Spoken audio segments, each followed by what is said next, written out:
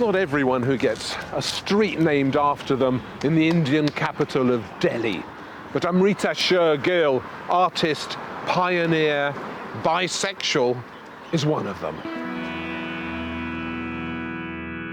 Amrita was a comet that burned across the Indian art world, taking risks, testing boundaries, being different.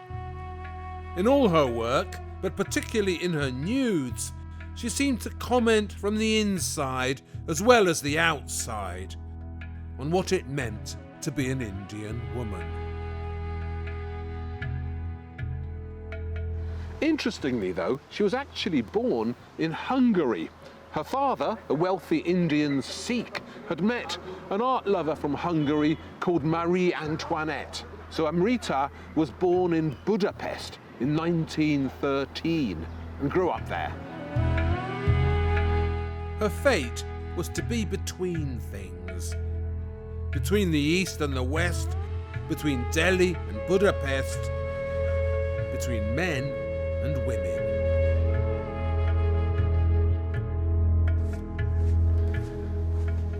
This was actually painted in Paris, where she went to study art. She was 19 when she did this.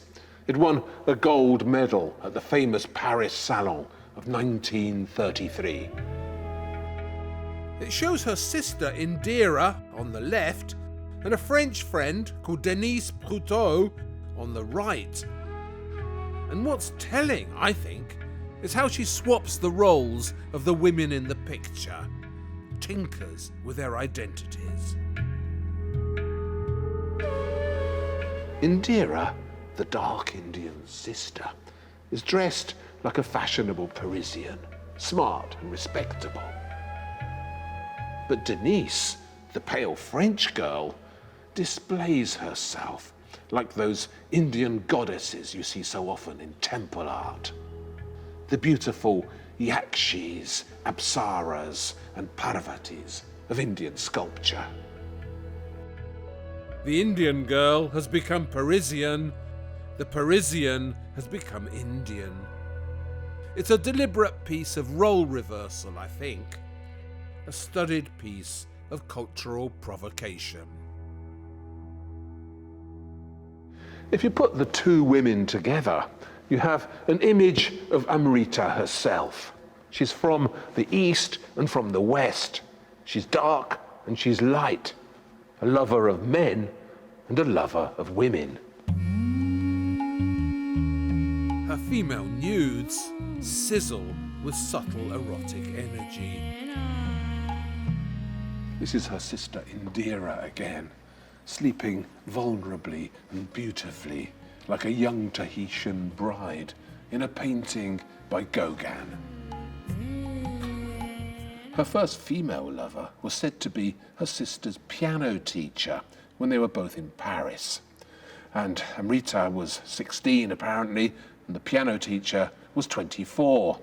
But it was never a hardline divide with her.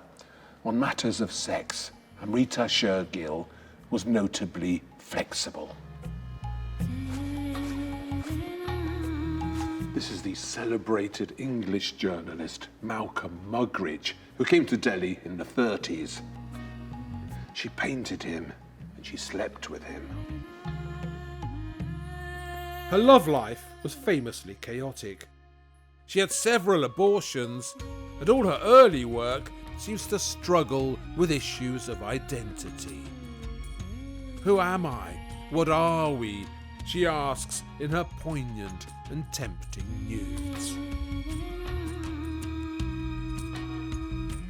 This is a self-portrait, Amrita in a Tahitian wrap, topless like a native girl on a beach, even though she was really a sophisticated international traveller in a studio in Paris.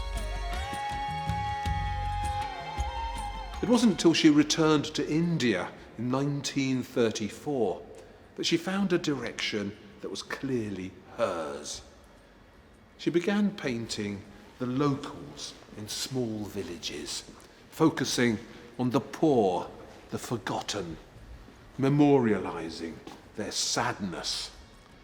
Europe, she quipped, belongs to Picasso and Matisse, but India belongs to me.